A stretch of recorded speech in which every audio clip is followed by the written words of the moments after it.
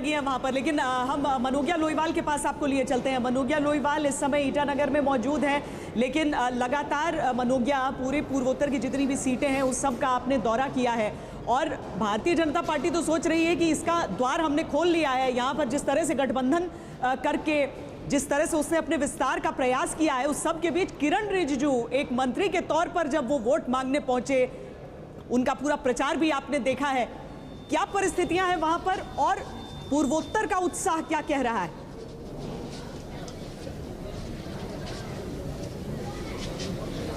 बड़ी दिलचस्प बातें हैं। पहला तो बंगाल में और पूर्वोत्तर भारत में सुबह लंबी कतारें इसलिए भी लगती हैं क्योंकि गर्मी ज़्यादा होती है और जो लोग होते हैं वो ज़्यादा डिस्टेंस से ट्रैवल करते हैं। और दूसरा सबसे महत्वपूर्ण कारण होता है पूर्वोत्तर में सूर्योदय जल्दी होता है, हालांकि जिसकी वजह से लोग 7 बजे के पहले कतारों में लग के अपने घर जाकर काम करना पसंद करते हैं। राजनीति की अगर बात करें तो पूर्वोत्तर भारत एक ऐसा समीकरण बैठा रखा है उसने भारतीय जनता पार्टी के लिए, जहाँ पर उनके साथ एनपीपी मेघालय से है पूर्वोत्तर भारत में, लेकिन 25 सीटों पर हर 25 सीट पे एनपीपी भारतीय जनता पार्टी के खिलाफ उम्मीदवार दे रहा है।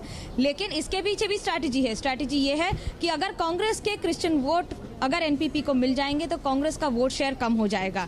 हालांकि 2016 में असम में पहली बार सरकार बनी थी और उसके बाद अब ये दूसरी बार है जब अरुणाचल प्रदेश में ऊपर ही अगर उसकी बात करें त्रिपुरा के बाद ये तीसरी राज्य सरकार होगी जहां पर भारतीय जनता पार्टी हर सीट पे लड़ रही है। 3 सीट ऑलरेडी अनकंटेस्टेड जीत चुकी है। किरण रिजिजू के भाग्य का दरवाजा इस बार कैसे खुलेगा, कितना खुलेगा, ये दिलचस्प बात होगी, क्योंकि सिटीजनशिप अमेंडमेंट बिल पर जिस तरह से बवाल कटा है, जिस तरह से पूरी तरह से अरुणाचल में तहस नहस हुई हैं चीजें पिछले महीने और उसकी आगजनी की घटनाओं में 3 लोगों की मौत हुई थी, उसका मुद्दा इस बार बहुत बड़ा होगा। एक बात बता दें कि पूर्वोत्तर भारत में अरुणाचल प्रदेश से पेमा खांडू इस बार मुख्यमंत्री की दावेदारी कर रहे हैं। 138 करोड़ है उनके खाते में, इसलिए वो भारत के सबसे अमीर मुख्यमंत्रियों में से गिने जा सकते हैं।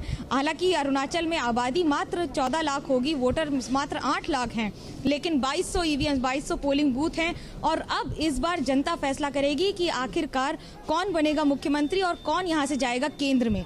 असम की 5 सीटों पर चुनाव है और यही स्ट्रैटेजी है बीजेपी की। आज प्रधानमंत्री को असम में लेकर आ रहे हैं कलियाबोर और एक और वहां पर रैली करने के लिए। तो असम में जब आज वोटिंग हो रही होगी तब प्रधानमंत्री वहां से लोगों को, बराक वैली से लोगों को एड्रेस कर रहे होंगे सिलचर से।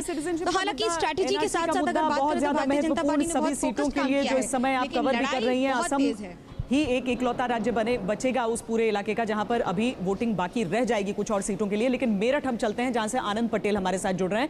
आनंद, 2014 हो 2019 हो, अपनी कैंपेन की शुरुआत, अपनी औपचारिक एक तरह से शुरुआत शंखनाद प्रधानमंत्री नरेंद्र मोदी ने मेरठ से ही किया। यहीं पर बहुत सारे छोटे छोटे जैसे समाजवादी पार्टी का, बसपा का, सबका जोड़ जोड़ कर उन्होंने एक शब्द भी गढ़ लिया था। यहाँ पर त्रिकोणीय मुकाबले में फंसा इस